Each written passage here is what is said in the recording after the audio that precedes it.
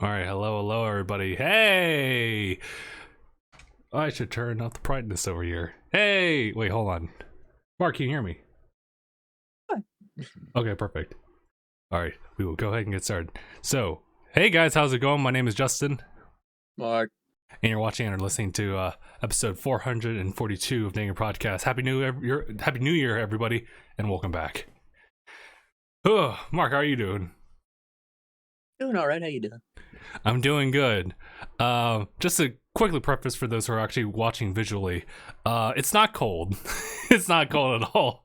I mean, yes, it's raining quite a bit over here, but not to a point where it's like it's cold inside. Nah, like I after I was finishing up like lunch, I got this like weird itch on my neck, like right down center, right below the Adam's apple, and I was like, I'll just scratch it just a little bit and that'll be it, and it just never went away. And then I think it ended just kept scratching. Yeah, I think it's it's a little red over here, so I'm just gonna cover that up, look nice, have some comfort, but specifically don't scratch it. But like chickenpox. Yeah, don't worry about it. If nothing happen, if there's no podcast next week, you'll know. But it is indeed the first podcast of 2023. Which I forgot because we didn't do one last week because y'all were out getting some breakfast. We were. That's a good segue. We actually spent the first weekend. Well, unless you count the very first as part of like that first weekend. Otherwise, like on the weekend of like the 7th through the 8th, specifically on the 7th, we went over to San Diego. That would be myself, Anaya, Christoph, and I. We I think I said myself twice. We went to visit Sephi. It was pretty much ideally to just kind of have like our own like gift exchange that we kind of been doing like somewhat yearly. I'm not sure if we had followed through with it last year, but we definitely made a point to do it this time. Apparently, we had a lot of other overdue gifts like from years prior, but I think we were kind of working the kinks off of that. If not, we just made amends with this one by gifting each other stuff on the spot. we drew random names for each other. I wasn't sure what the memo was as far as like how to keep it secret from each other, but I think we ultimately just kind of told each other who's what. So you get this one, you get this one, you get this one. no, it was like, I think Christoph like started it. He initiated it as we were walking into the mall. He had us sign up for like this web thing. I forgot. I think it was called Elfster. It's just it's a multi-purpose like app for like gift giving and exchanging and stuff like that. In this case, it was just to do like random draws. But I think Anaya just like threw that all under the bus by like just. I don't know who. Yeah, actually, I think it's either Sephi or like maybe Anaya who kind of just gave it off as like, okay, my person, what do you want? So we just kind of let it all out.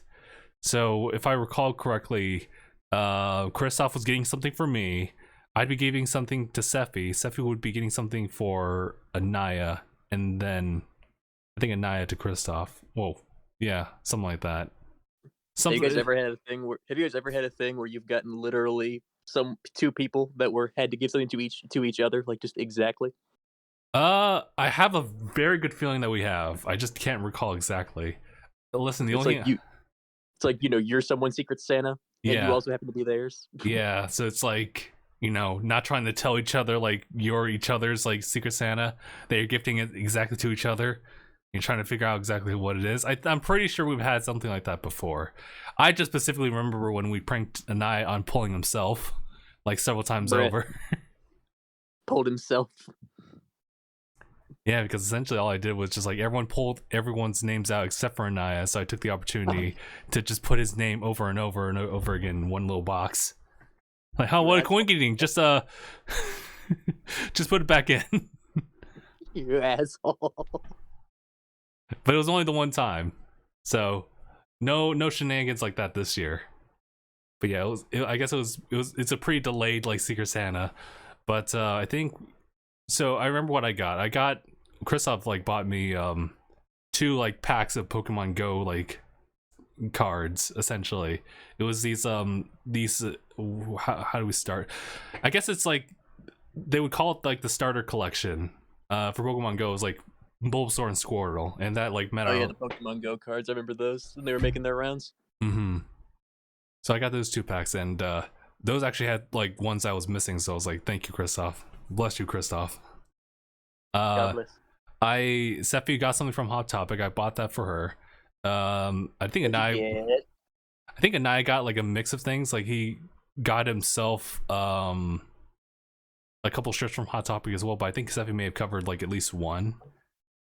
I'm trying to remember what Christoph got ultimately. But, I'll ask him later about what that was. But yeah, that was kind of like the beginning of like our 2023. And it's been very nice. I've been working quite a bit. Hopefully by February I got something to tell you. Hopefully good news. But I'm definitely just like trucking with all that. He's grinding. I've written this down. Yes, thank you. Earlier this week, because it was honestly one of those things where like it was super cool, and I read further into it, and I put my phone down. I was like, no. All right, let me give you like the quick bits about it and a quick excerpt. It's called Avatar Generation, the game. Oh yeah, I heard about that. It's like Genmatsu. Avatar Generations launches early 2023 gameplay trailer. I was like, oh, and then it says Avatar Generations will launch on iOS and Android. Put my phone down. Yeah. And you know what? He said it's a mobile game. It's a mobile game, bro. But you know what? That doesn't mean it's gonna be bad. Yeah, here's the thing. And I think Phil like was talking about that earlier this time around too, and the fact that like we know him, he doesn't really like mobile games for like what they are and how it further like derives off of like the console gaming experience, primarily the physical collection aspect of it, but may also like other things as well. But I gotta say too that it is such a stigma that like mobile games are just so like touch and go, but not all of them are like that. I think dope ass mobile games. there are some dope ass ones, and not just your standard like gotcha, like just. Although those are a good few of them. There are a good few of them. It's not like Candy Crush or anything like that, but there are some mobile games that really do stand out, and it's interesting. Yeah, I was gonna get to that actually. It's from Hoyo for sure, but it was Honkai Impact back in the day. It was a couple years ago when I heard about Honkai Impact the Third, and it was a YouTuber who was promoting it. They were saying, I'm trying to remember which one it was who said it, but essentially, who had a sponsorship from who had a sponsorship right now? Tell me, do you know who it was? I think Honkai Impact the Third. Yeah, let's see. It wasn't. I think it would have been either like Glass Reflection at the time, or like Mother's Basement. I'm leaning towards Glass Reflection. I feel like he was the one who did the promotion for it, and that's where I like find. Absolutely see Mother's Basement having that sponsorship. But I looked at that the advertisement like or the promotion, and I was like, oh, that's interesting. It still has like touch like mechanics because obviously it's on phone. But it's not like if you're on the phone, you gotta have it. But it's nothing like a chibi like JPEG like or PNGs overlaid with each other to do very like minor animation stuff. Like no, this looks like a full-fledged like action game, and I tried it out. I was pretty impressed by that. That was still like a touch and go type of thing because it had gacha mechanics like incorporated into it, in the form of like leveling up your characters.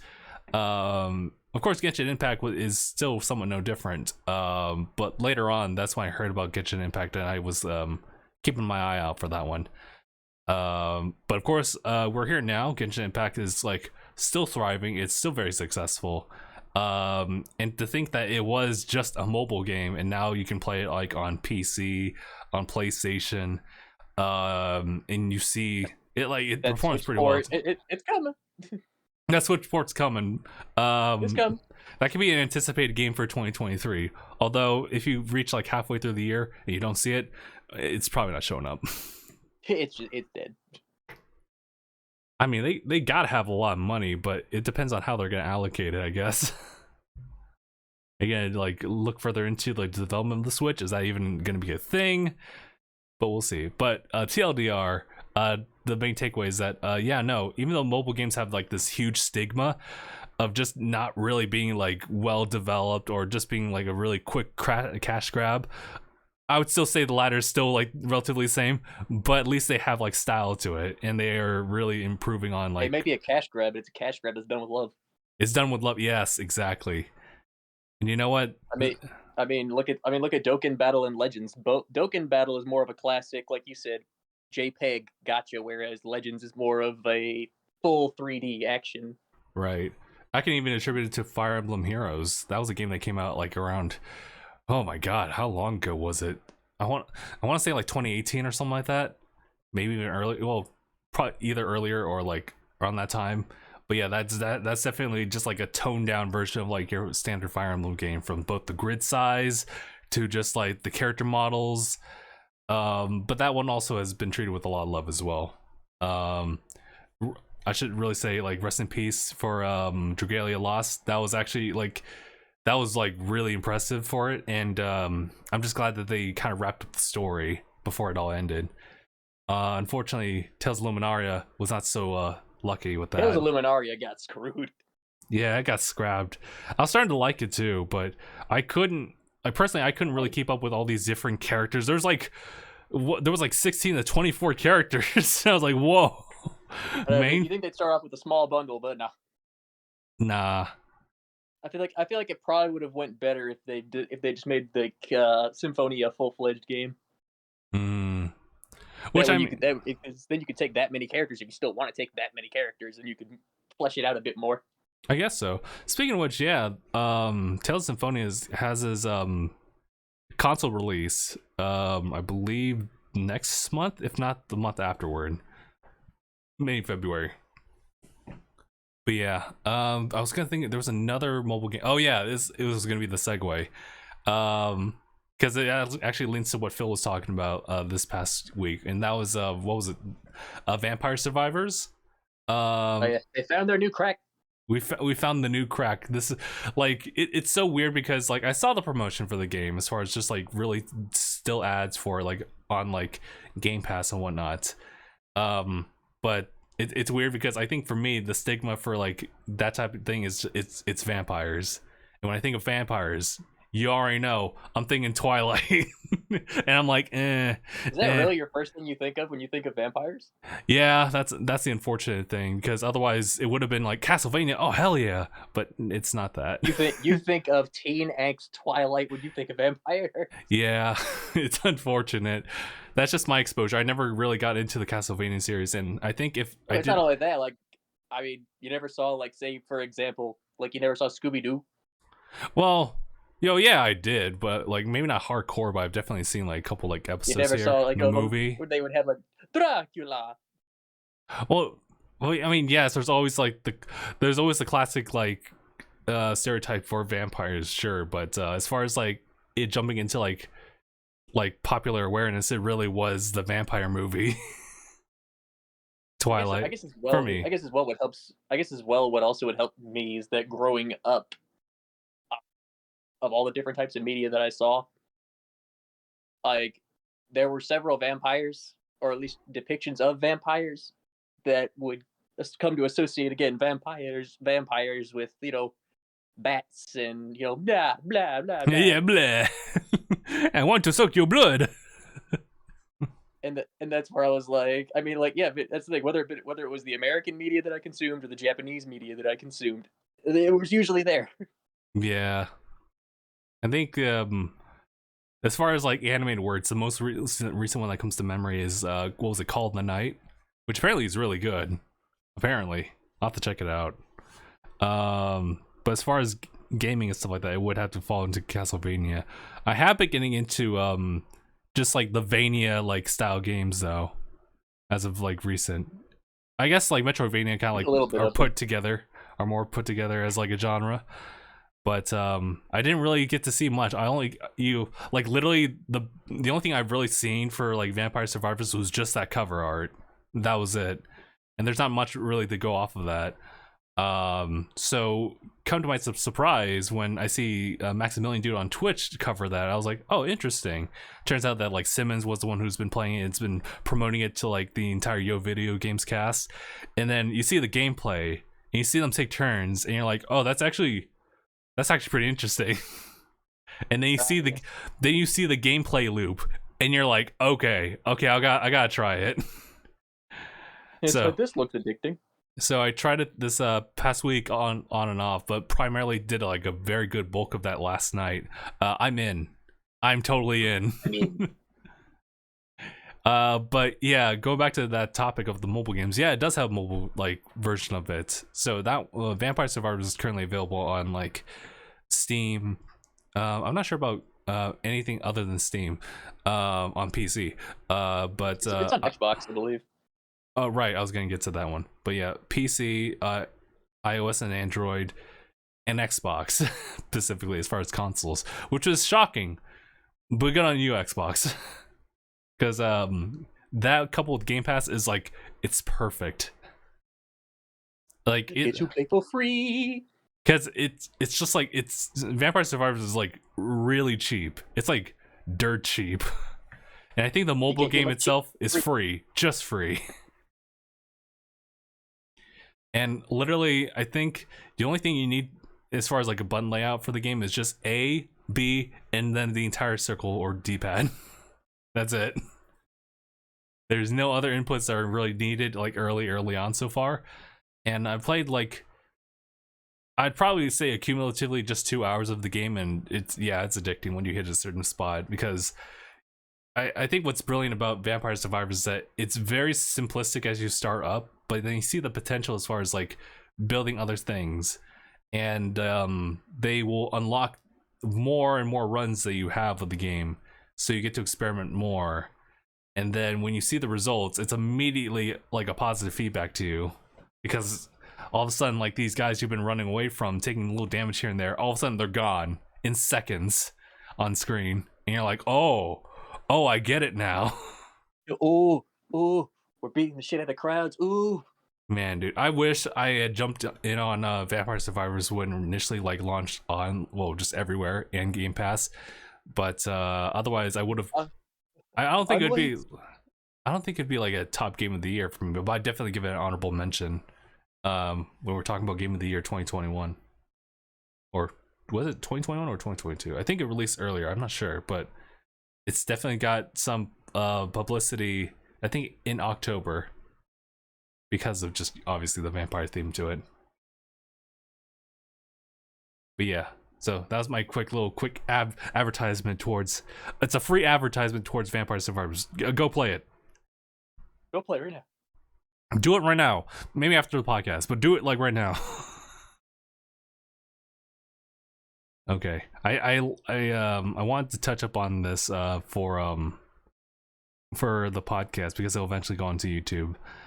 New year, new policies, right? YouTube's got like a whole like a little bit more of a stricter like policy for demonetization, and I think a lot of it falls into the lines of language and just visual like violence slash sex slash drugs slash whatever. Fuck. Oh great, thanks Mark. Well, so I had this thing where initially when we started our podcast, I didn't really want to like do cursing because I thought like I think the way to go would just be to be just like family friendly language or just don't use like cursing. Fair, they use a lot more language in family friendly stuff now than they used to. Used to, right? But I don't think they drop the F-bomb still. Like, They don't drop F-bombs, but you hear damn, you hear ass, you hear shit. yeah, I feel you on that one. But you know, it's one of those things where it's like YouTube, I get it. Like you're really big right now, and honestly, for those who want YouTube to be even more successful, like year by year, you kind of have to enter that space of like advertisement, and you have to be friendly with like every single like party involved, and so you have to kind of follow example and try to like be as clean as humanly possible just so you can get like other types of like different brands to like go on YouTube and invest in that. So I get it. But I would also say to YouTube, with all due respect, I think they also need to make sure it's realistically clean. And you know, I think if we're just talking about, you can't be clean 100% of the time. okay, I can see that. You're gonna slip up eventually. Yeah, I get that. So it might be one of those ever-changing things, but for now, like we have a relatively clean slate that they're trying to establish, where it's pretty much how you would think like the most strict parent would be, which would be like no language in the house. If I see like super violent stuff, then that's probably a no-go. Super sexual stuff, probably no-go. Yeah, I get that. I mean, it's not like you see that. My counter argument to that would be there's sponsors for all of that. This is true, but of course, like when you like kind of cater to one, you might possibly like go away from another, vice versa, right? Because like if you try to, obviously, I'm not saying put crime or porn on YouTube. Obviously not. Right. But like other suggestive things, right? Yeah. That are just they're totally safe. Of more mature things that can still be sponsor friendly. Yeah, like I mean, like if you you're gonna laugh at this when you look at it from like the outside perspective. You look at Spencer's, you're like, oh, okay, yeah, that's okay. And you look into, you're like, oh, okay. And you take a step back, but you're also like, I mean, like if people are into that, that's fine. It's not trying to be explicit about it, like. It's just they also happen to sell these things. Yeah, you know. Well, maybe they are pretty explicit about it, but it's not like they wouldn't have it on display if they weren't. Right, but otherwise, like when you're walking down the mall, it's just a name, and yeah, Spencer's. Oh, look, it's Spencer's. Yeah. So, I mean, stuff like that. Like, yeah, I could kind of see that, like being a brand that could be somewhat to YouTube's interest, but of course it's for that certain audience. It's also like, take this for example. I mean, like, you know, like say with Twitch, Twitch is also very hardcore about, you know, certain people being a brand risk. Yeah, and that's why, you know, certain other companies will take advantage of that, and they will say, "Hey, we know Twitch isn't going to help you, but hey, we got you." Mm-hmm. And that's where it's like, say with for example, like with Wubby, that's where Wubby gets his sponsorship, like with Adam and Eve. Oh yeah, Adam and Eve, bruh. And then of course there's there's also GamerSupps. GamerSupps has been helping a lot of people. Yeah, I think it's like on a case by case, because essentially like you can really like categorize a lot of these in groups. Like I'm looking at like a link to like YouTube's like thing about like possibly limited to no ad monetization states based on like inappropriate language, violence, adult content, shocking content, harmful and dangerous acts. But like, what does that mean? Is that, What's the context? I want to be I wanted to them to elaborate on what they consider inappropriate language, and if there's a limit on, say, if they say, okay, you can do some, okay, but how much? You have to be specific. Like, what are we allowed and not allowed to do? Yeah, like, you know what, like one that breaks the ice a lot is just like comedy stand-up stuff, because of course like a lot of that's self-referential as far as like someone's like ethnicity, and then they just kind of project that, and it's okay because they're very self-aware. Yeah, it's self-awareness in the sense that like they're that specific representation of like that culture, and they acknowledge that and they make fun of that just to like make it like a much more like fun and welcoming like type of environment. It also helps people learn more about the culture. This is also true, even if it isn't like categorized under like educational. No, it's not listed as educational, but it can be very educational. Yeah. So I mean, it's like I would say that, like, say Gabriel Iglesias, he's gone all over the world for his comedy shows. Mm-hmm. I think he has taught more people about cultural diversity in these few years than some YouTube videos. Man, I say that because of course I'm sure now that that's not the truth, but back then I felt like that was the truth, because he would actually tell you about his experiences, where he went, the people he talked to, like he would let you know what's up in these other cultures. Mm-hmm. It was very intriguing. And he used comedy to say it, so you were entertained, you were laughing, you were paying attention. And I think just to kind of like wrap it up in sense of like YouTube's like monetization, it's interesting because it also tackles like just general use content. It also talks about like gaming and monetization in that form. Gaming just being like a really great escape and extension of like reality, as far as like, I guess like a perfect example is like fighting games and like first person shooters. Those are like violent stuff, but it's also like, it's not trying to promote that. It's just a way for us to experience that in a fun competitive type of way. And like everyone knows it's not real. Right. And of course, like, whatever like naysayers or like other studies show, like whatever like they have like over there as far as like saying against it.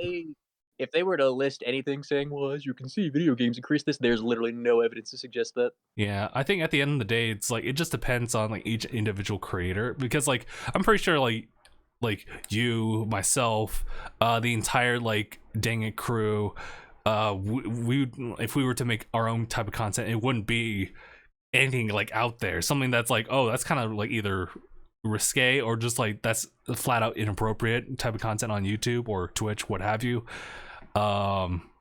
And whatever is inappropriate, we just like handle on like other platforms, like OnlyFans or something like that.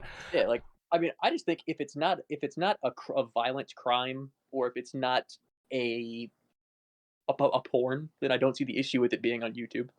Like, I think the type of content that like, if I were to dig further into like other like pools of categories for YouTube, it would probably it'd still be like skits, it'd still be like vlogs and stuff like that, where like it's just very minor language that I might have used, but otherwise nothing like explicit.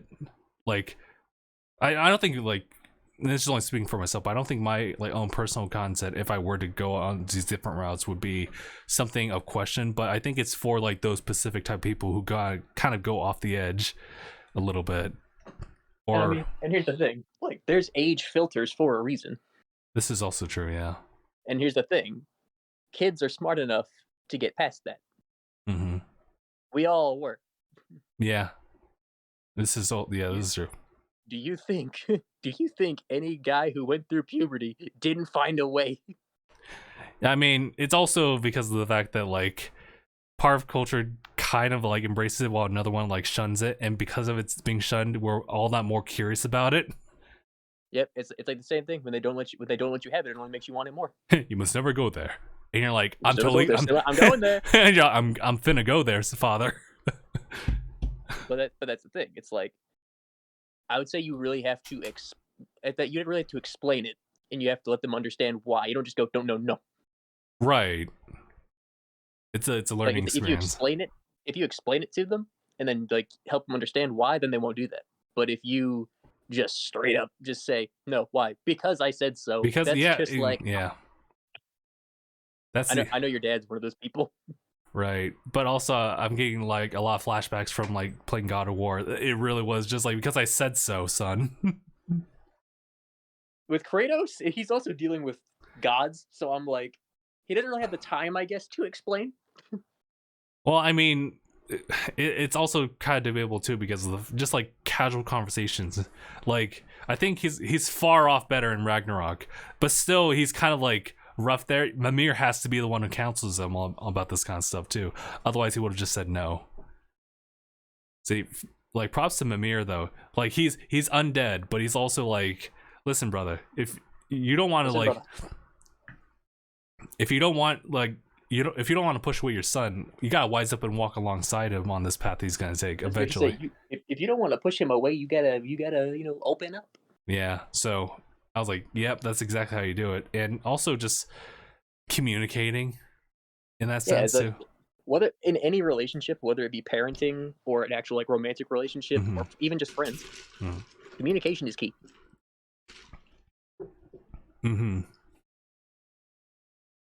Like, because just talking about it will clear up a lot of shit.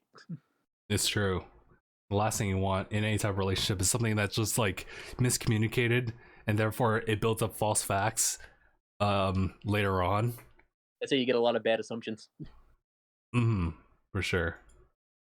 But sorry, I know. Speaking of another platform, by the way, real quick, did you hear about the numbers that came out from the Twitch split? I didn't hear anything about that. Is that monetary stuff or is that like something else? It was like it was like the split, like the creators, because I remember we were talking about that before. Yes, we were. I think it was recently or not too long ago that they actually released the numbers. Right, because wasn't it before like they were going to push for like it was like I think it was previously like maybe an 80-30 split where like it was in content creators like favor, but now I think the idea was that they were going to push forward to like 50-50, something like that, and it obviously kind of led to like debates about that.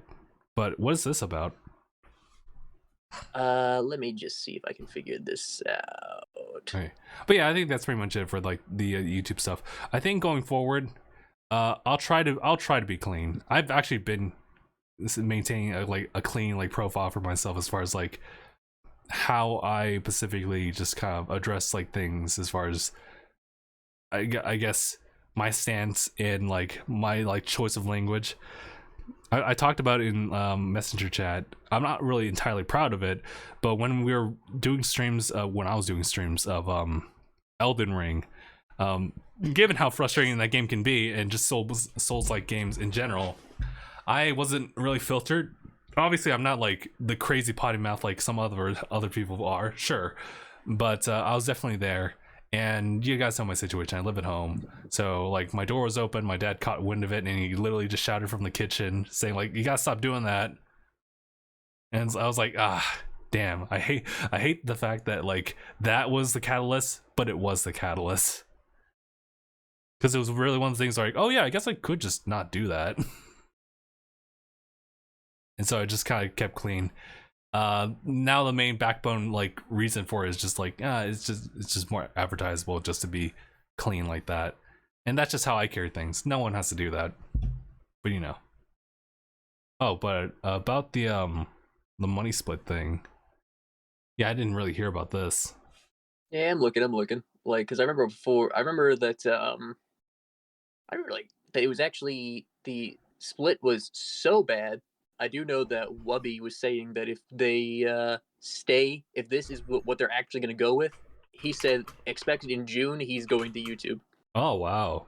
That's not a bad idea to kind of move over to YouTube as well. Just like I was thinking about that too a couple times, but I never really had an idea for like content that could be like diversified from like YouTube to Twitch. I think you could also like whatchamacallit, you could just like multi-stream if your internet bandwidth can handle that, but you could just do that, a restream, if you will. So the numbers that I'm seeing right now are they are doubling down on the 50-50 split. Oh, okay. All right, at least that's consistent.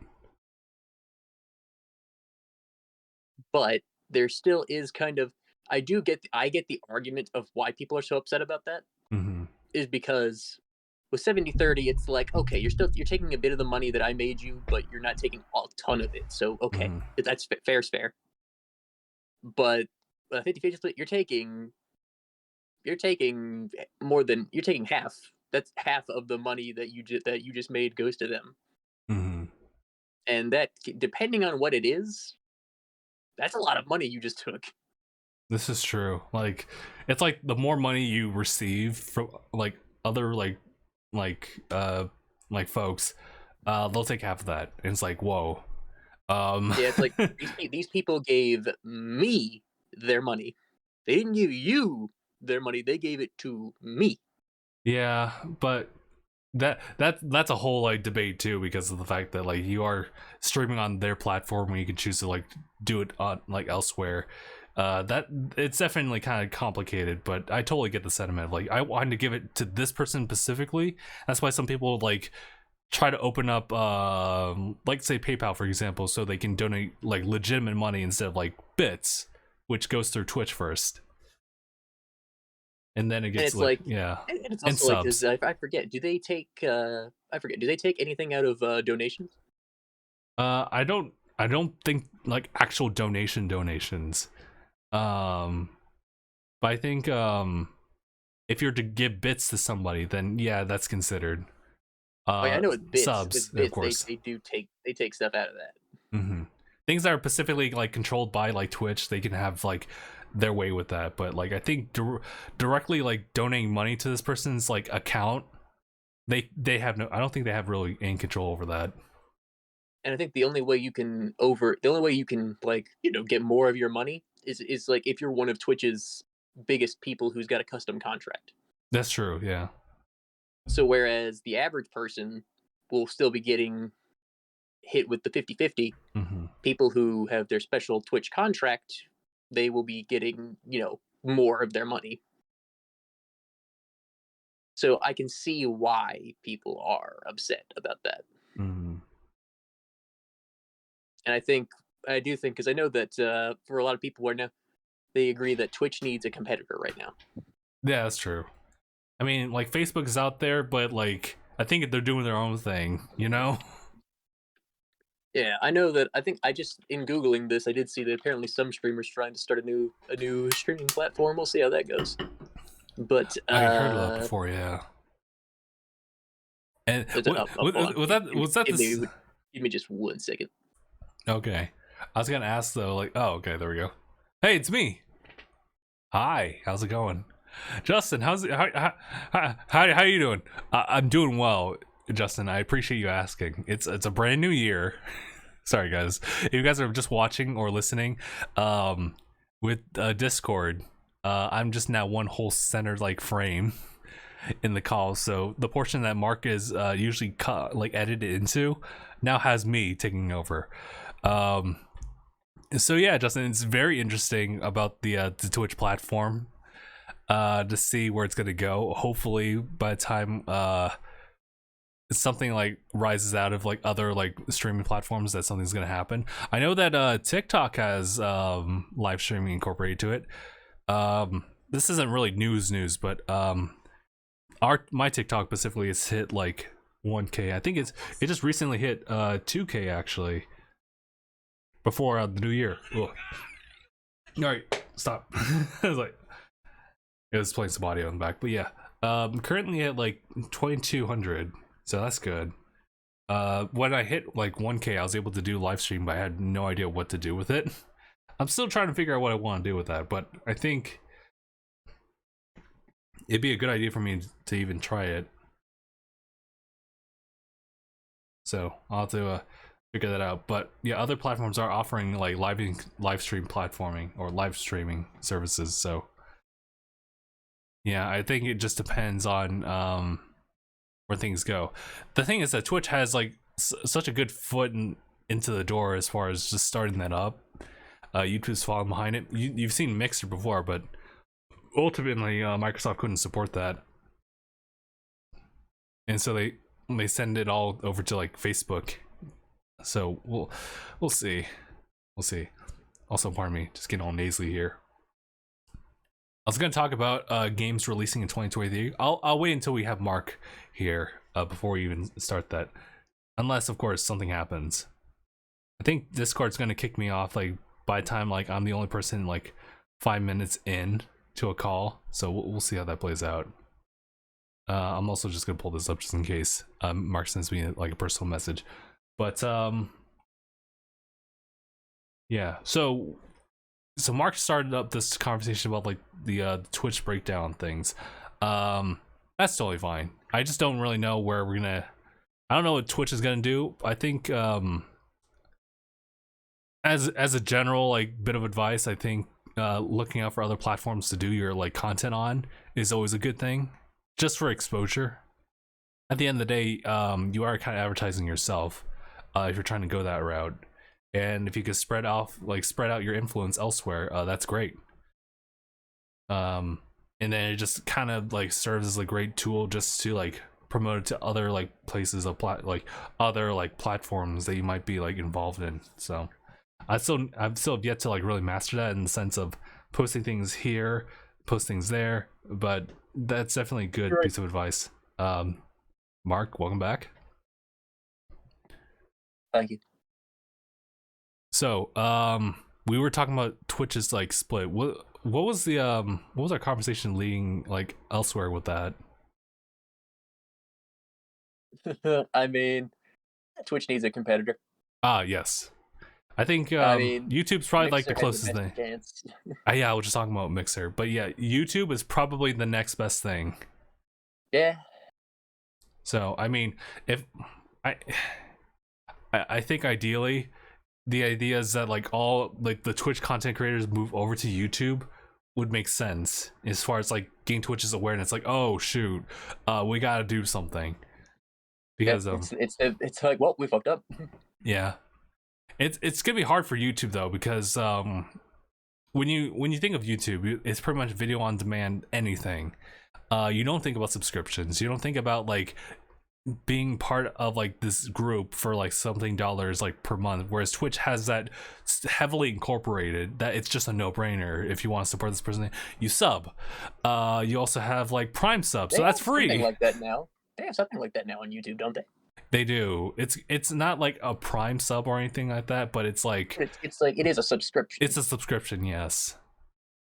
And I think the benefits are kind of laid out like as kind of vanilla, but also as a content creator, you have like control over like letting people join in on like, I think it's the same with Twitch, being on like a specific like Discord or something like that. Other type of benefits that you can come up with outside of what YouTube's offering. Yeah. We have Ghost Hand in here. Welcome, Ghost Hand. He says a bunch of streamers essentially changed for YouTube alongside setting up like a Patreon. Seems to be the best thing as of now. Yeah, that's a good point. Patreon's also like a really good thing to help out. We've had a Patreon before, but I kind of shut that down after not really maintaining it as much. It's pretty difficult to maintain that. So I get props to those who like really maintain that. I think Kit and Krista comes to mind for me when it comes to like new like content creators who need that support in order to like bolster up the consistency of their content. Is really good. Mm-hmm. Mark, I was going to talk about games releasing this year in 2023, but is there anything else we want to talk about? Well, I would have loved to talk about the Kakarot DLC for Bardock, but guess fucking what? What happened? What? What happened? Well, it turns out they did an oopsie. In what way? I've been seeing a lot of stuff for like the Bardock stuff, but Go ahead. Well, it's only working currently. It's probably only working on the PC. Oh, that's oh. Like Uh-oh. on the Xbox probably got hit the hardest Oh, really? because if you try to play it right now If on I, if you try to play it right now on Xbox, it's only gonna work on an Xbox One. It's not gonna work on the next gen Xbox. oh no. Simply, like something's going on with it right now to where I had to do this actually, and I had to do this actually just in order to even play it on my Series X. I had to hook up my Xbox One, Oh. and I had to go in, update Kakarot to the latest version, start the game up so my save file was updated to the current version, go back to my Series X and start it. Oh. So like in a sense, were you playing on like the Xbox One version on the Series console? Is that correct? No, I was playing the updated version because it updated to the Series X. Right. However, you cannot start it yet until that version is put onto the store. Right now, it's unplayable. Ooh. Like Ah. every time you try to load your save file, it'll tell you got to go to the Xbox One and do the whole process. That now we're And the Bardock DLC it's like it shows it's available in the game, mhm. but as soon as you click on it to go to the store to get it, it's not there. Yeah, okay. So I know it works on Steam. It does work on Steam. I don't know if it works on PlayStation right now. yeah. I think we're starting to see that limitation now to like maintain like previous generation like hardware and software. It started to like overlap because for the longest time, there was a lot of confusion as far as like Xbox One version, series like version, especially as it was becoming a lot more available. PlayStation was kind of like a little bit more clear because it was 4 versus 5. So, but also if it's the same game, then sometimes it can get confusing there too. But yeah. Now we're having those problems. But with that right now, so we'll have to wait until they fix it in order to play Kakarot and its new DLC for Bardock Alone Against Fate. Oh yeah. And but you do know that they are teasing the next DLC. Oh, another DLC? Yeah, because there's going to be 3 more. This is Bardock's the first one. Second would be the 23rd Budokai Tenkaichi. Wait, what? What do you mean? Yeah. The 23rd Budokai Tenkaichi, for those who aren't aware, that was the final arc of the original Dragon Ball. Oh, okay. You know what? I was just thinking about the game. That was it. I was like, wait, what? The 23rd, you thought like, so the DLC is just tournaments in Dragon Ball are called the Budokai Tenkaichi. I did not know that until today. Yeah, they're called the Budokai Tenkaichi. I just know them as the tournaments. The tournaments. That's so funny. I really thought the whole DLC was a whole ass game. Bruh. Budokai Tenkaichi 3. But no, it's based on the 23rd tournament, the 23rd World Tournament, which was the ending of Dragon Ball, where Goku, after his training, it's the big time skip to where Goku's grown up a bit more. He's a teenager now, and now he is he's here he's reunited with everybody after training with Kami, and now he's at the tournament showing off his strength and to fight Piccolo Jr. Piccolo Jr. Okay, that's cool. Alrighty. I do like all the representation we're getting of different Dragon Ball timelines or different Dragon Ball different Dragon Ball sagas in Kakarot. Got you. And what was it? What about do you know anything about the third DLC by chance? We haven't heard anything about the third DLC just yet. We've only heard about the second one, which was the 23rd Budokai from the original Dragon Ball. We don't exactly know what we're gonna get with the third DLC. A lot of people are saying GT. Oh, okay. I'm like, I'm not against it. I'm not against it at all. I would be like, sick GT. Cool. Welcome to the Grand Tour. Grand Tour. But like, I would not be against it at all. I do think that GT has its merits. I think GT was. I like GT, but however, okay, because it's a constant debate in the community of where we put GT. Where is GT? Whose baby? we it's like because here's the thing. It's debated Mhm. because GT was not created by Toriyama. Mm. So you think that'd be the end of the story. That we wouldn't consider it a part of the timeline. However, in a few events that have happened since like 2013, 2012, 2013 or so, Aye. in some of the events of the Dragon Ball timeline where they have it on display, GT is there. Aye, aye. And I believe Toriyama has spoken on it before, saying that GT is a nice side story, a nice little side story. Right. And so that's like, you can take that as you will. It's like, it's not official confirmation that it's canon, but it could be hinted that, well, it's not exactly non-canon. Right. It's like, it's a rough place with GT in terms of where exactly does it sit. Mm. And I mean, Toriyama has done a sketch of Super Saiyan 4. Like, he did sketch it himself. So it's kind of just I would not at all be against there being GT DLC for Kakarot. I'd be for it. Mm. But the question is, would Bandai be there? Because they put GT in Fighters. They did. Super Baby 2. Super Baby 2. There was Gogeta Super Saiyan 4. A lot of people wanted Mhm. Omega Shenron. Right, right. I would have been down for Majube. Yeah, there's a lot of parts from GT that people do want representation for. But with that, if GT gets in, that leaves room for other things. Like possibly the They could put in, whole alternative like timelines type stuff. yeah, they could put in stuff from Xenoverse. They could put in stuff from Legends. They could put in stuff from Heroes. Like, there's Mhm. all kinds of stuff that you could do. The question though is that what they're gonna do? Is that what they're gonna do? Or how are they gonna even approach that? If so, right? Yeah, I was because they'd probably be better off saving anything to do with Heroes or Xenoverse for Xenoverse 3, which is confirmed to be in development, by the way. nice.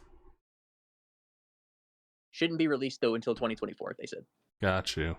I was gonna ask, as far as like current DLC stuff or additions, what is what's the most recent within that timeline for Kakarot that they've shown so far? Is it it's the Super Saiyan Blue and onwards? The most recent from the Dragon Ball timeline, like the furthest they've Or is it gone, has Mhm. been,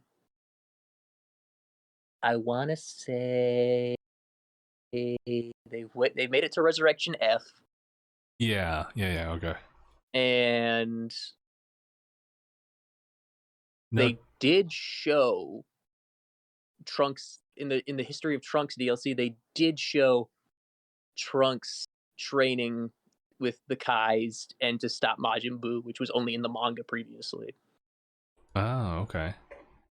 I will say though, one of the things I fucking love Hmm. in Kakarot is not only like how alive and how much extra they add to the world of Dragon Ball, Mhm. but the absolute just fucking, dude, they make so many moments that like just so cool. Okay. Like, they made future Gohan's death so much more badass than it already was. Okay. Like, I like the little touches they're doing, and on top of it, the animations and everything in Kakarot just fucking sick. You know, Highly recommend you play the game. I'm looking at you, Phil. it's on the Switch. It is on the Switch, Phil. You have no excuse. And he's like, so anyway, I'm gonna be playing more Bayonetta 3. Hey, Phil, what happened to collecting every game on the Switch, bitch? Anything that's published by Nintendo personally, I don't think. Yeah, it's Bandai Namco, right? That does the publishing, so something like that. That's his excuse. That is his excuse. And I mean, that's his escape door. His yeah, that's his escape and I mean, door.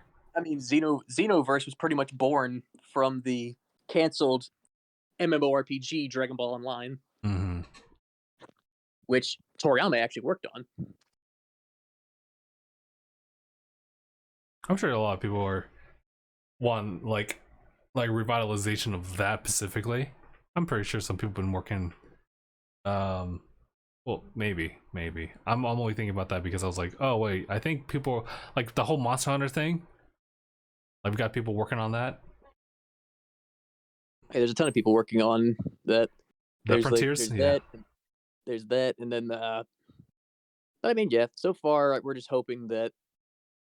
So far, we're just hoping that they get this fixed because I really want to play that DLC. I fucking love Bardock as a character. Mm-hmm. Very much want to play it because I also really fucking enjoy the game and the series as a whole. So I'm just sitting here like, what's taking you so long? Please. Please. Ah, shoot, I forgot what I was gonna say beyond that. I was gonna say, like, I guess the next progression, like in Dragon Ball, as far as Kakarot, would be to continue the Super timeline. So it'd be like stuff like involving Trunks, which makes a lot of sense because of the fact that like his specific story got like a lot of showcase. So it'd just be like having like Goku Black being like a villain, Zamatsu being the villain as well, and kind of going forward from there to like Tournament of Power, and then possibly you know, like Broly might be involved there, and then, you know, of course the superhero movie would be the next thing. They could what I think would be wild is if they pulled like what they did with Trunks, like if they did a, you know, first time ever even making this into an action scene animated in any shape or form. Mm-hmm. If they did that with either Moro or Granola. Oh, okay. Yeah. That'd be good. Be sick. I do know that right now we have gotten a little bit of leaks for the next chapter of Super. A little bit? Gotcha. Little bit. We've been introduced to a new character who's in Goten and Trunks' class at school. Oh, okay. His name is Beta. Huh? Damn. You heard right. His name is Beta. Oh my god, someone in high school just named Beta? Oh, people are already making that joke, bro. That's fine. I'm the Alpha and the Omega. Mai is going to school because Bulma is making her go to school because it's going to look real damn suspicious if she isn't.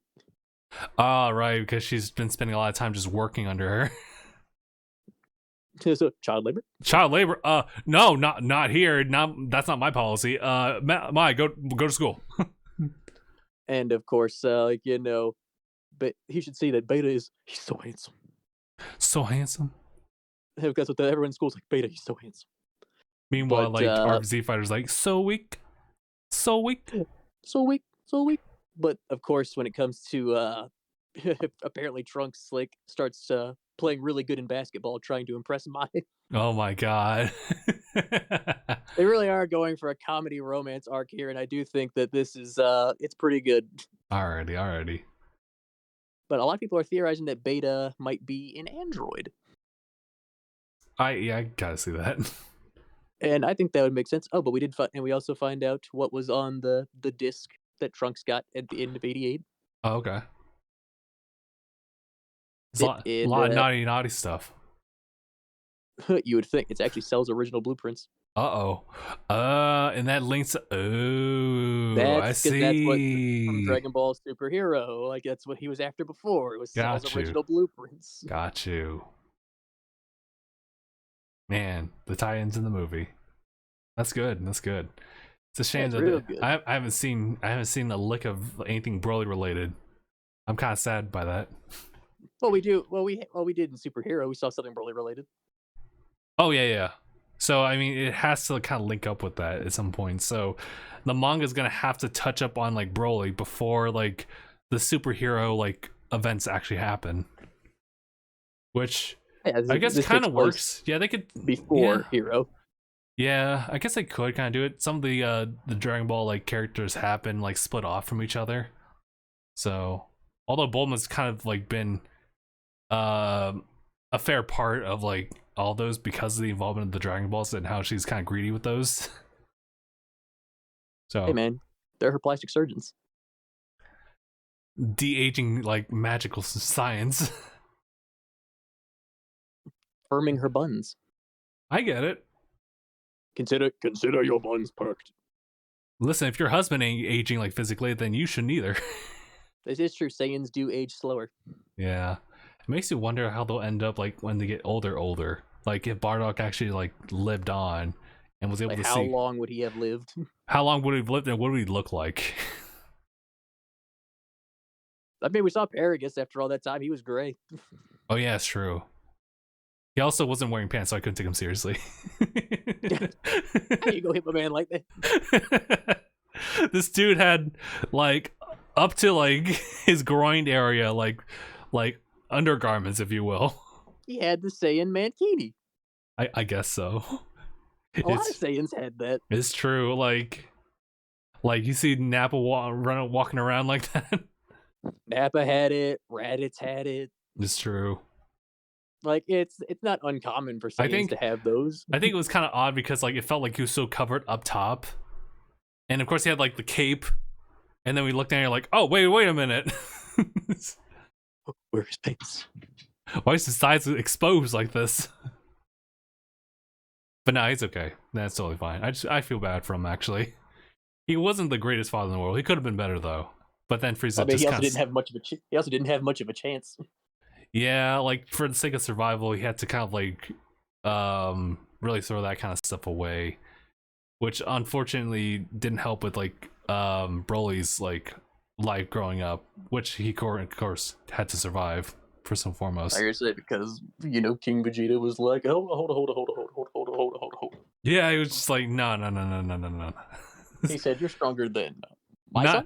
Not next to my son. You aren't. Get this guy out of here. Stronger than my son. You're stronger than me. Get this man out of here. Get this baby out of here." I mean, even from all Bardock's missions, Bardock was getting on his way to like. They're like, man, at this rate, you're gonna be stronger than King Vegeta. I mean, yeah.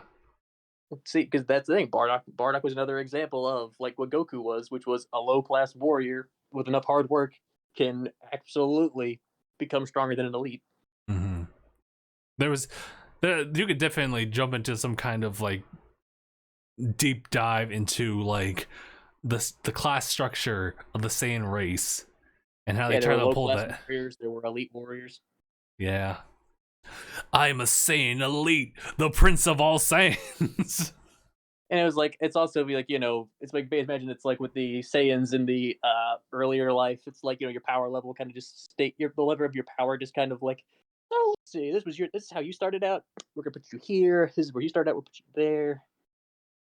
It was a warrior culture. Yeah.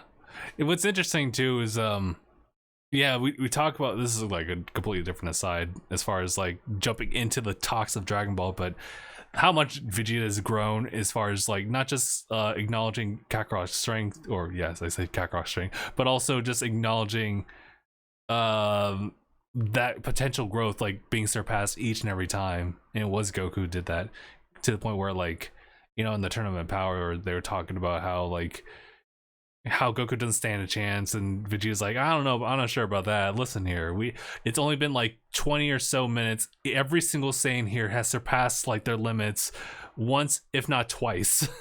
What makes you think he's not going to do the same thing? Right. So it's like for him to just admit that means that like he's also like forgoing like the entire ideal they had like in the whole Saiyan race and hierarchy.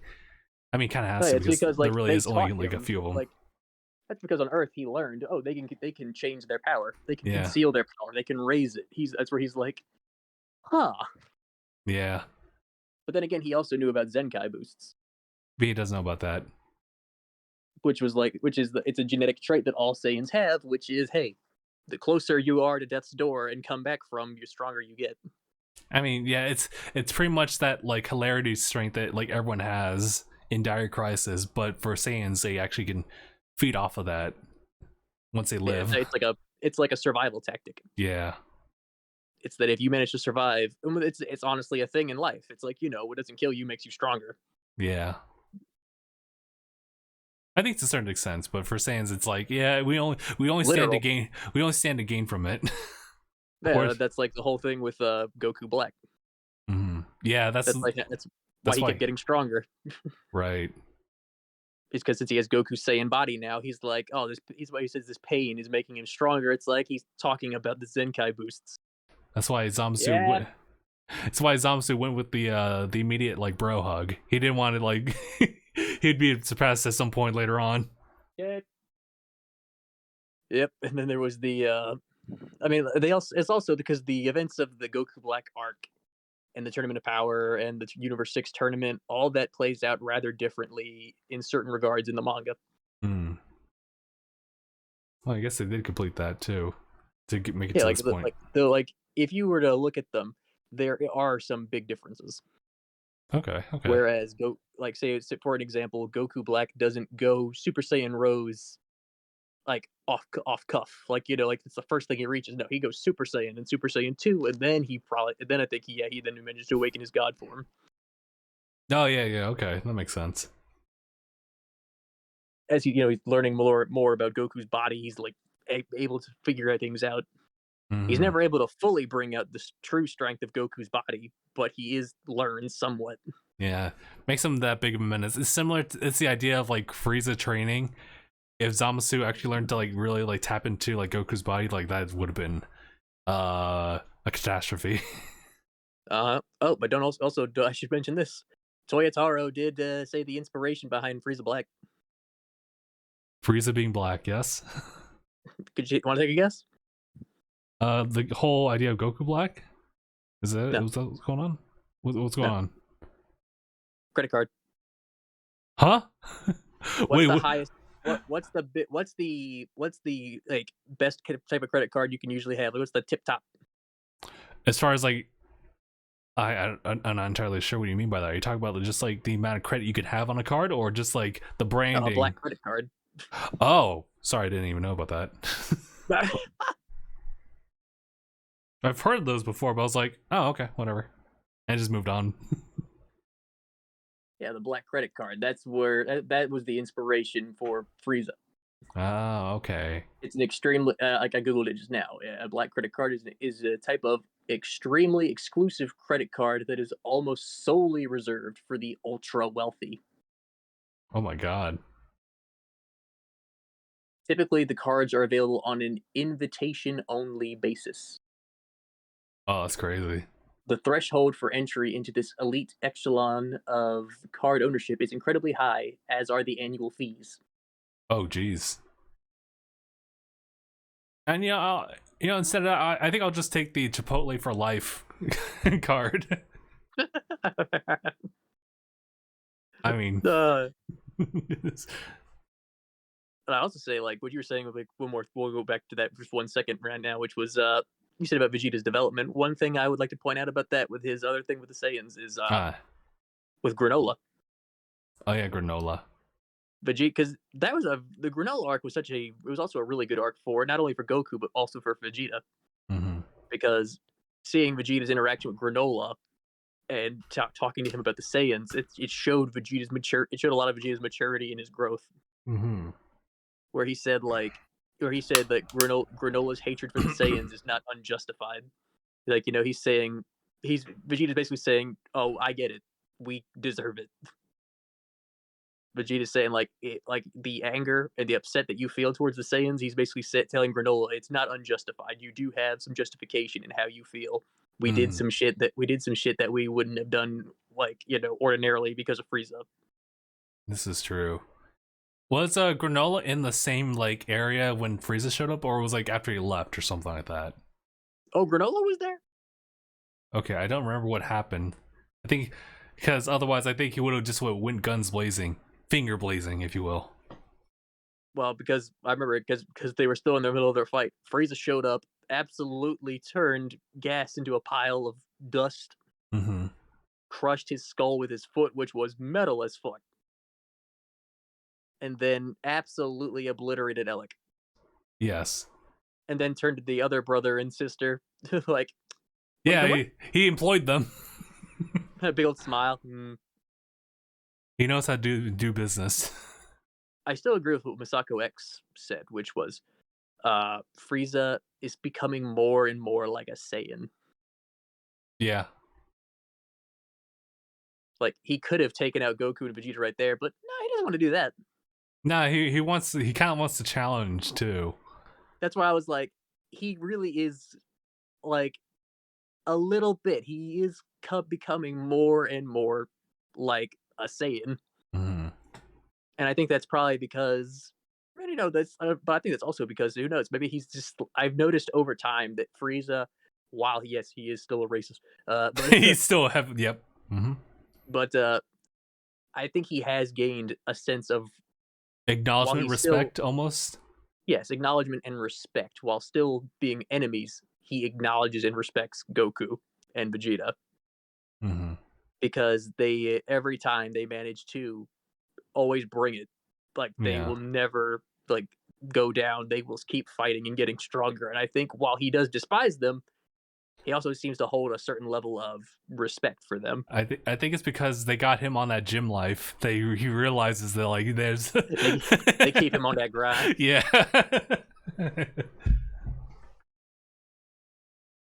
Because otherwise, like, who else would be the one to constantly like thwart his plans? Every single time, it's Goku or Vegeta. That is very like I was at the mall day before yesterday, and before we left, we went into Barnes and Noble, and of course, me being myself, I'm always going over to the manga section, and I just sat because I saw they had volume 17 of Super, so I just sat there and I read the granola fight all over again. E. And of course, it wasn't the entire thing; it was just like up to a little bit after Ultra Ego. And yeah, like I just enjoyed reading it again. I was like, man, this arc is. I still say I think the granola arc is one of the best arcs in Super so far. Yeah, I like its reference towards like the same like history, and of course Goku's like folks and whatnot. That's also a part of it, but mainly because Vegeta can like touch up on like the topics of like that race that was gone so long ago. A lot of that stuff gets brushed off quite a bit because it's not part of like the current timeline. But the fact that like it's the way it's said before, the past never dies types of thing kind of comes back, and you're like, oh, I got you. I think it's kind of why I liked also the Goku Black arc. Oh yeah, the Goku Black arc I think is like it's definitely like up there. But for a lot of people really do love the Goku Black arc for what it is. Mm-hmm.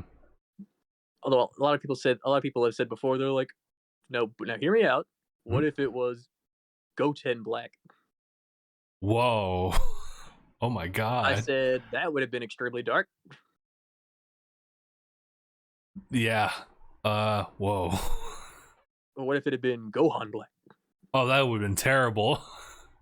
Like in a good, like, but also a very threatening way. Yeah, so I was like, I mean, that's the thing. Sometimes the community's got some ideas where I'm like, you may be onto something there. There's also some ideas where I have where I'm like, okay, now hold on a second. Oh, wait, no, pause. But yeah, I mean, but yeah, hopefully they get the whole thing with Kakarot sorted out soon because I'd really like to play. Oh yeah.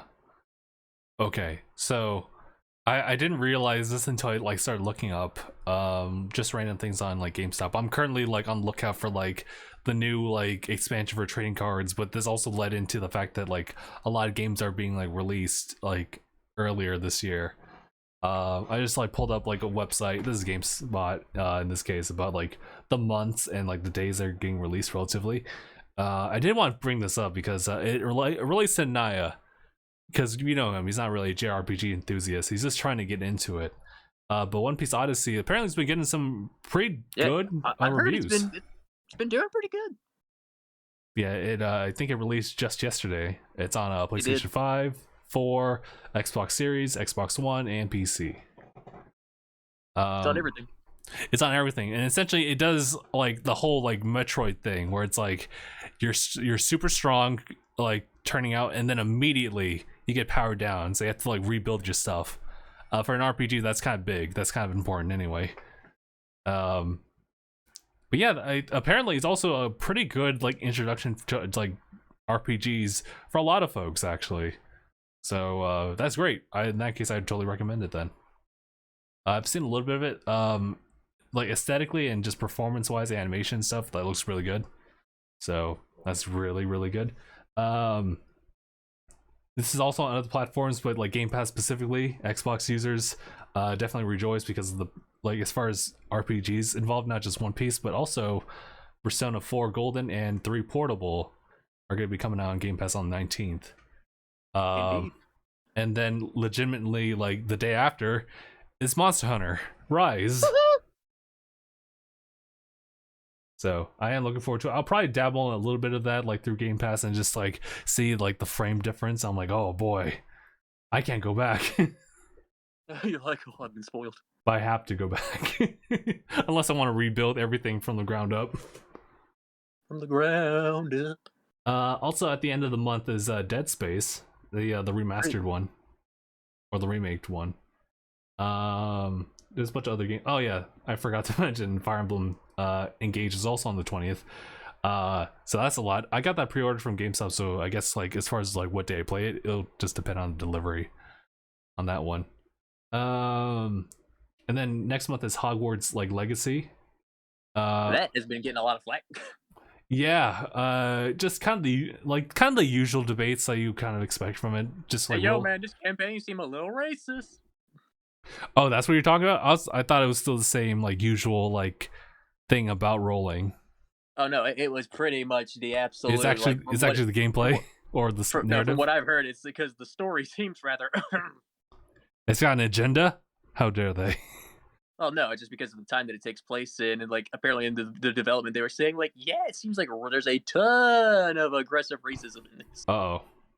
I mean, and your character participates in it. Uh-oh, that's not good. I was like, ah. So other games then showing up on February to take your mind off of that. Tales of Symphonia. Tales of Symphonia Remastered is also, a thing. Interesting fact. You're talking about, you just said Tales. For a quick side note, apparently Arise was never supposed to be a Tales game. Oh, nice. And it was supposed to be a standalone game. Its own thing. Its own new thing. And they said, this would probably work better as a Tales game. This is probably better off as a Tales game, and so they went with that, didn't they? But they said it was originally not gonna be a Tales game. It was just gonna be like Arise. Got you. Oh yeah, I guess the other rhythm is also gonna show up in February. Didn't know that. But yeah, so Tales of Symphonia remastered 30 frames per second. It's also gonna be available on these other platforms. PlayStation 4, Xbox Series, Xbox One, and Switch. So that's good. Just have like a physical on. Of course, if you played Tales of Symphonia on PC, then I think you should be okay. But I think from what I've seen, did they up the frame rate on these? They couldn't do it because a lot of it is based on like, I guess the coding is based on the PlayStation 2 version versus like the 60 FPS GameCube version. Because they had like a remaster of that. Tales of Symphonia, pretty much putting it into HD like on PlayStation 3, but it was kind of based on I think PlayStation 2 or something like that. Essentially, that's where the main base of the coding comes from, to the point where if you try to insert like additional frames to it, like the Steam version of Tales of Symphonia like will flop as a result because they don't know what to do with those extra frames. But they can't just it's all baked. They literally.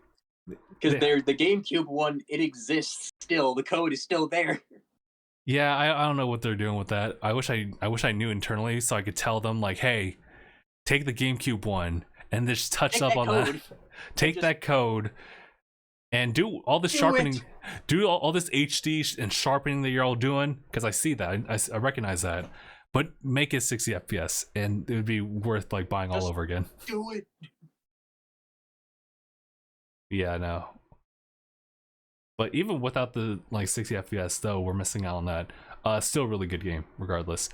Also, a game that's been on our radar, Mark. Wild Hearts is also going to be releasing in February 17th. I really want to try it. I'm really curious. They've been doing a lot of like low-key advertising for it on Twitter, but they don't really add more gameplay to it. It's just like more monster designs and whatnot that have been showing off. Showing off more weapons.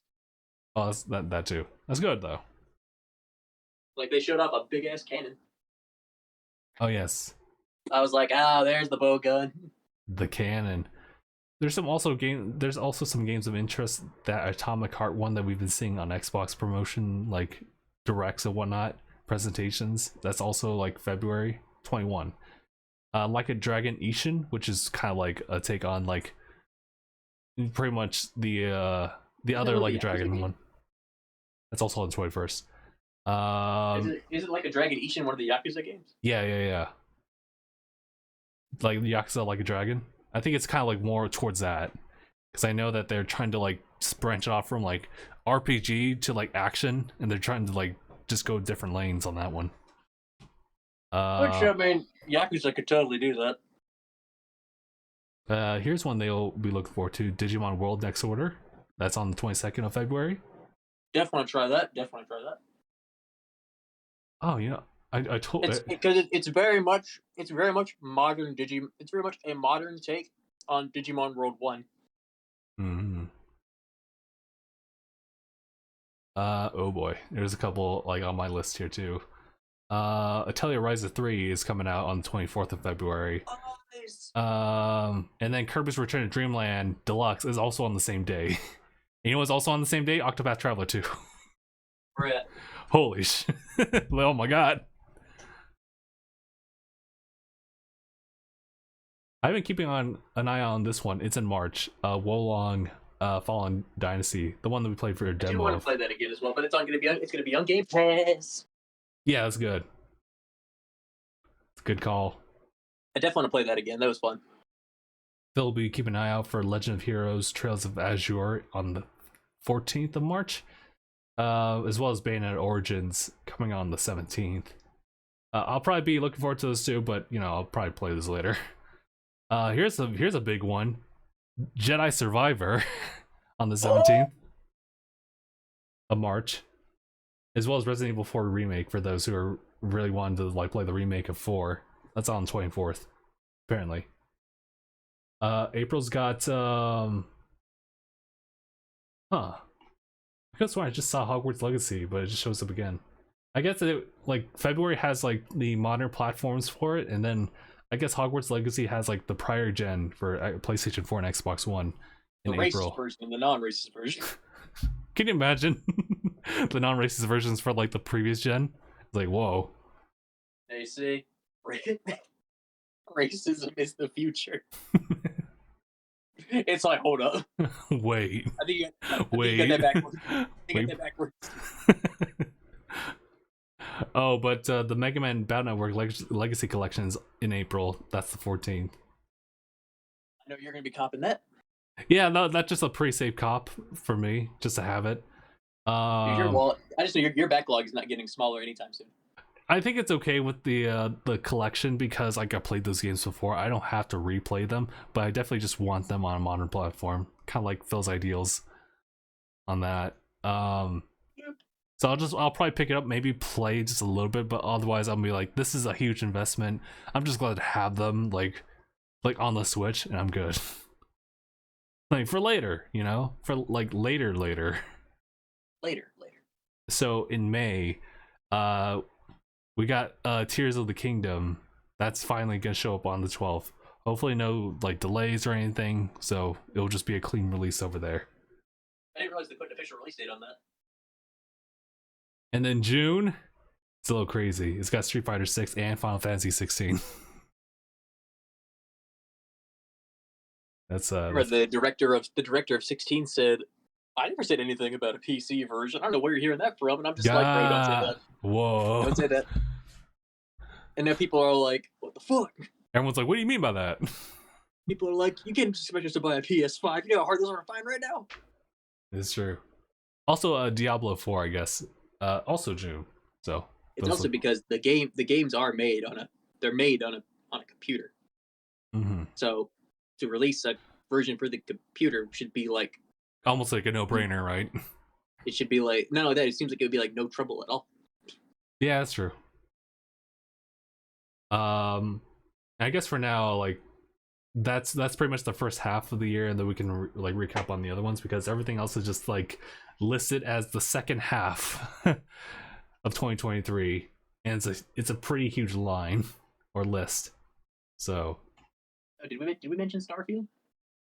Starfield's like somewhere in October, right, or November? Is it?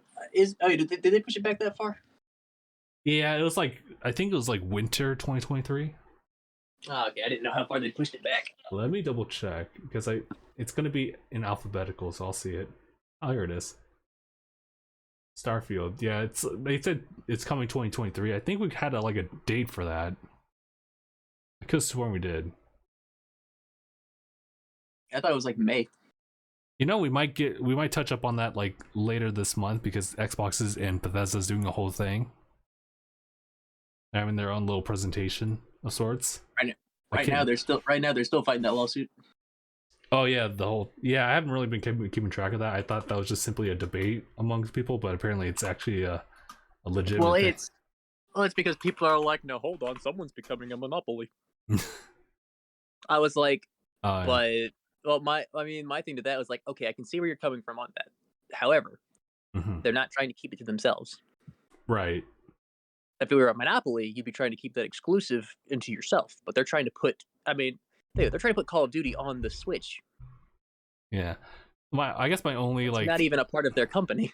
The only thing I had to really say about like that is the simple fact that like, well, yeah, like if you buy something, then you want to own it for yourself, right? But in this case, with something as big as like Call of Duty, you kind of can't really, without like a bunch of riots and whatnot, keep Call of Duty for yourself. You kind of want to. Yeah, they've Phil stated like that was never the plan. Like he said, Phil is trying to get it on the Switch, and I'm like, Nintendo is a completely different company. That does not sound like something a monopoly would do. And also the Switch. I'm not entirely sure about that. I'm sure there's a way to optimize it. Maybe, but like, whoa. If it's gonna be something akin to like Apex Legends, then whoa. Ooh. Might be a rough start. Might be rough, but at least they promised. And it's been like the last time Call of Duty was on any Nintendo product was like Black Ops 2 or 3 on the Wii U. Yeah, something like that. Yeah, something on the Wii U. That was the last time you heard of it, and Switch hasn't had anything like that in a while. Yeah, it was Black Ops 2 on the Wii U. That was the last time Call of Duty had been on Nintendo. God. I think at this point, like, Nintendo is open to that, It was just one of those things where I guess... Actually, I really don't know. Maybe it is just a graphical thing that just didn't make sense for them, so they just never went forward with that. But I don't know. But like if Xbox had been trying to keep everything from Activision to themselves, maybe I could probably agree. Like, okay, yeah, that's not cool. However, that's not the case. What is cool though is Vampire Survivors on Game Pass.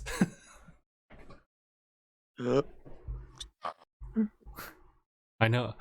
I sent a message to the Phil like, dude, this game, like, it hits different once you get the hit. And he's like, yes, if only it was on Switch. You don't, like, Lord forgive me, like, that lands on Switch. And I send up like the dog slow smile, like, GIF. I saw that shit. I was like, bruh. Yeah, so like that's one of those things where it's like that's super cool for Xbox to have like an exclusive like that, but it's a whole different ballpark when it comes to Activision and Call of Duty. Whole different beast. But also, I just want to point out. I still agree with Xbox's call out of Sony when Sony said like they're trying to keep games off of PlayStation. Xbox said, we're not trying to do that. If anything, you've been doing that. Ooh. You've been keeping games off of other consoles. And I was like, call him out! Call him out! Say it loud for the people in the back. And you know why? Because they see that in the number one example, Final Fantasy VII Remake. Final Fantasy VII Remake. It took the PC version. Which, that's props too, but like, yeah. Like, it's good that like a lot of the PlayStation IPs are showing up on like Steam, for example. Just making it accessible to at least people who have like PCs. But yeah, for the console like generation or people with consoles only, yeah, that's kind of tough. I was just so glad they called him out on it finally, because it needed to be said. Like, I already knew it. I wasn't surprised. I was just like, thank you, because that's what I'm saying. Like, it was the most hypocritical thing I've ever heard them say. Because it's like, okay, Sony, you're not going to sit there for a second and tell me that, oh, well, we just have this exclusive deal with Square Enix just because. No, they call them the day of and say, hey, that piece of your franchise is now ours. Here's the money for it. It's like Final Fantasy 7 and every other piece of Final Fantasy is on the Xbox. Yeah. You're right. All of them. They're even 13. like, yeah, like, well, 13 is kind of weird because it's in several different pieces on the Xbox. Yeah. What's weird about 13 is also available like on like PlayStation 3, but it never got like any other like updated port for like playing on modern hardware, so it's kind of difficult with 13. But you know, But just the fact that they could have, it's like the Lion, the Witch, and the Audacity in this bitch. You're right though, because a lot of like Final Fantasy games are on like Xbox, whether they be on Game Pass or they're just simply bought separately. Like they're there. The only exceptions are 7 like, Remake and so 16. 7 Remake and so these two games just so conveniently happen to be exclusive. Yeah. And what you could argue the fact that like, well, yeah, like Square is a little bit more tied in with Sony from the beginning. I get that, but at the same time, not always. I mean, like think about it, like one of the original RPGs for the Xbox, Blue Dragon. Yeah, it's true. Yeah, but as far as Final Fantasy, wasn't that developed by Square Enix? I believe so. Yes, but that is just Blue Dragon, and possibly other ones. I'm not entirely sure. But I do know Final Fantasy has been tied with PlayStation for a little bit, so I kind of get that. But you know, I also think that like it should just be available to everybody. Impossible. Yeah, Spider-Man. Spider-Man. I forget. Did they buy Insomniac before Spider-Man or after Spider-Man? Good question. I think after. So after Spider-Man was a success, then they bought them. Yeah, I believe so. Because Insomniac, obviously we know about like Sunset Overdrive. That was the Xbox exclusive one. I'm also gonna say this right now. If they try to make Sunset Overdrive 2 a PlayStation exclusive, I'm calling them out on their bullshit. Mm-hmm. I'd be like, now who's trying to keep games? I think everyone else would be the exact same way as well. Now who's trying to keep games? So I mean, if anything, like maybe PlayStation will take it back. I mean, obviously, like as an entity, there's a bunch of moving parts there, so it depends on who's making that decision. But I don't know. Here's a hope. It's a whole lot of. There's fair points to be made for each side, but that statement by PlayStation and Sony, I just felt was a complete hypocritical statement, and they should really look and reflect on that. Be like, I mean, you can't keep games from another console and then try to make that an argument for yourself.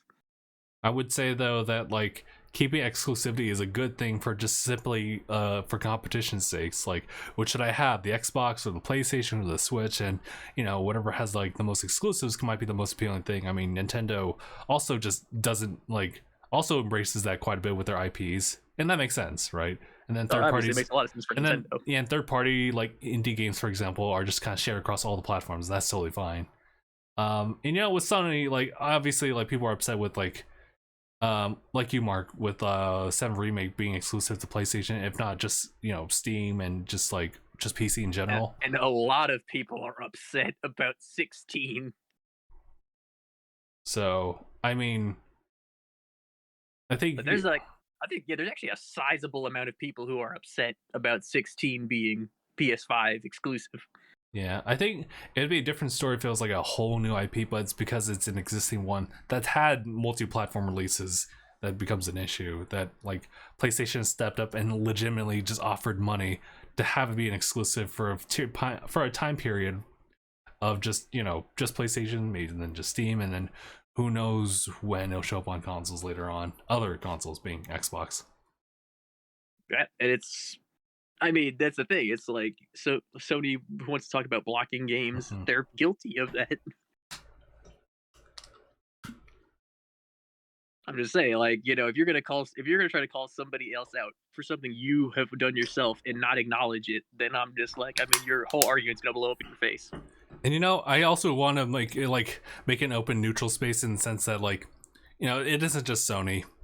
Nintendo's Oh, no. totally done it with Bayonetta because Oh, like absolutely. Like, I'm not gonna sit here and say any other company hasn't done it. You're right. Like, Nintendo with Bayonetta is actually a fair example.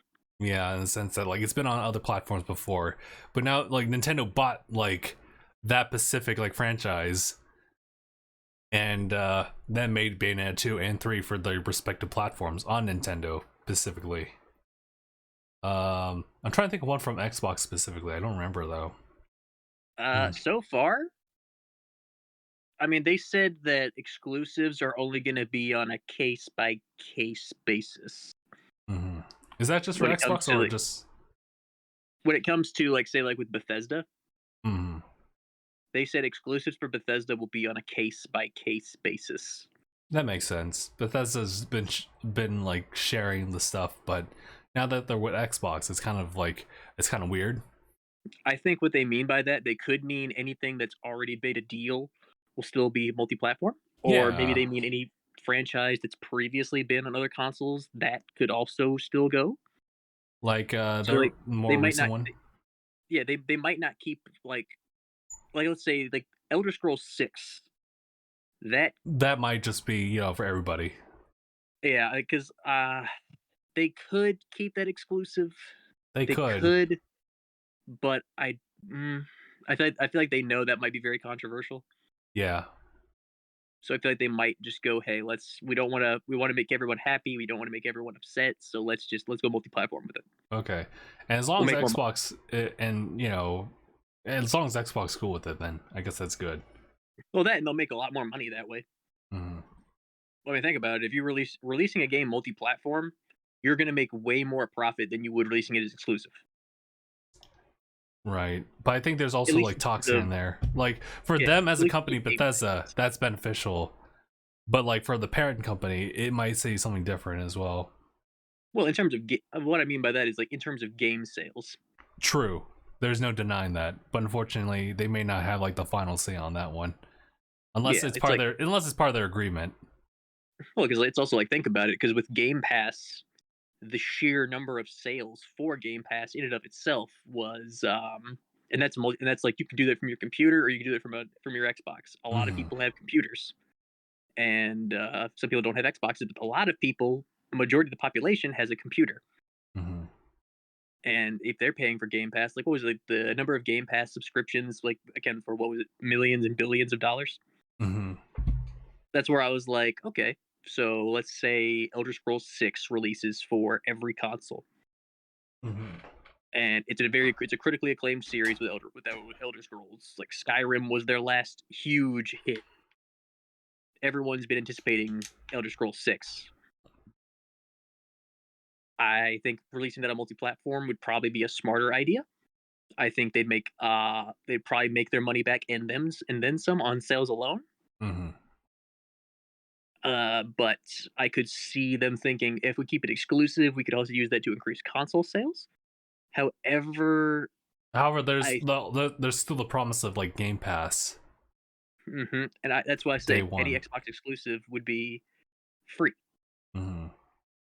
But however, we have seen the case of if it's an Xbox Studios game, Mm-hmm. even if it is multi-platform, if as long as it's on the Xbox and it will still be free on Game Pass, even if it's not just an Xbox game. Mm-hmm. So it's basically like, hey, if it's on Xbox and it's one of our company's games, it'll be on Game Pass for free. Mm-hmm.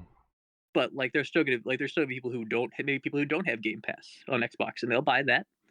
Or there's people who aren't on Xbox at all. They're gonna buy it. It's like having Game Pass is just a nice bonus.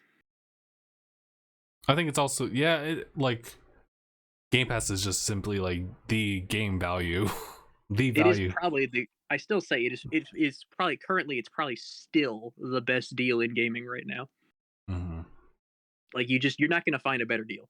Yeah, it's including like all the bundles and things like that. Because I mean, this is for a different type of audience, right? Even if you don't have the Xbox console, even if you don't have like a gaming PC, yeah, if you have good internet, you can kind of still stream it. I mean, hell, they're starting to put it into the Samsungs. That's true. So I mean, The like, TVs, you you won't don't need a even console anymore. you don't even need a PC anymore. You just need the TV. The TV, and Oh, as and the long as your controller. internet, And a controller. your TV, a controller, and hey, if your internet is nice, you're set. Yeah. Oh yeah, speaking of internet, I got a huge hit on my internet speed. It was something about us renegotiating our deal because we were removing TV plans like from our home because we're no longer using that. And I guess that's just kind of bumped our internet up like immensely. So like I'm gonna tell you right now, we used to have like 60, 70 on download speed, like 2 digits. It has now gone up. It's now triple digits. It's now like 300 like 360 or something like that. I was like, what the fuck? What? And the upload speed used to be like 4. It's now like 10 to 11. I was like, oh, I have the power now. Bruh, I think we just hit a Windows update on our internet plan. I think that's what happened. Your internet has now updated to Windows 11. Because we had the most basic, most like I'm pretty sure it was the most obscene, like out of date type of plan, and we just kept that. I've always pushed for like higher internet plans, and I even offered to pay them, but because it's not my household, I don't have my way with that. So this update has been like a blessing for your boy. Is your dad that old? Is your dad that old school? Not that old school. It's just like, you know, that cheap. He's a stickler. I get that. Like for like his and mom's like everyday needs, like they got what they need. They're not trying to download crazy things. They're not trying to like. They're old. They're not trying to upload anything, right? They're just doing the standard functions of the internet when it was initially established, which is to find information, if not buy stuff. That's all they really needed it for. Hey, a little YouTube. A little YouTube here and there. I'm sure. Because here's the thing, my in-laws, as you know, my future father-in-law is 65. Oh wow. That man's still. I see what he's doing. I see him in there on YouTube. I see him on YouTube. What do you mean by that? I see him like he has it linked up to his TV. Oh, okay, yeah. I think that's how he watches like Vietnamese stuff. That's awesome, actually. I think mom and dad are the same way too. Yeah, so I'm sitting there. I'm like, yeah, see, like I'm like, old people know what they're doing. They know what's up. They know what they're looking for specifically. Yeah, it's like they need help with the more complicated stuff, but YouTube and shit, that's easy. Mm-hmm. So yeah, it's nice now. So fast, so smooth. Even my brother was calling out on it. I was like, why is it so slow over here, bro? Like over like at the other home like that he's currently in, like he has a basic plan too, but like those speeds are like higher than what we had. And now it's back, and now it's up to date. And your boy's now happy. I'm not sure about upload speed. I haven't really tested it out, but as far as like for streaming, it's perfect. Live streams are perfect. I can now like hit like Twitch's like very soft like maximum easily. So it's great. Not 4K proof, but like for 1080 and whatnot, it's good. It's perfect. It'll do the job. It'll get the job done. We are still sitting on like 1080 stuff. We don't need to jump into 4K yet. And if I do, I'll have to like figure that out. Because essentially, that's so crazy when I think about it, in the sense that 1080, like 4K is literally 4 1080s like put together. Fusion. Essentially, I could put like a 1080 face cam of me, a 1080 like thing of the game, and 2 other panels for what have you, and that's full screened. That is all 4K. Mm-hmm. Oh, that reminds me of when Gabe and I used to do the we did Skyrim. We did like kind of a versus mode type of thing where we would race each other. And I was thinking like, oh, we could literally put like 4 of us in quadrants because that's literally how we did it. but we can like keep them upscaled to 1080 and it'll still look relatively clean. We put on 4K, it's just looks pretty small, and that's it. Yeah, I missed that. That was actually a really cool setup. I think we also kind of tried doing that for Minecraft too. If not, we just shared one whole face cam. Man, I miss those days.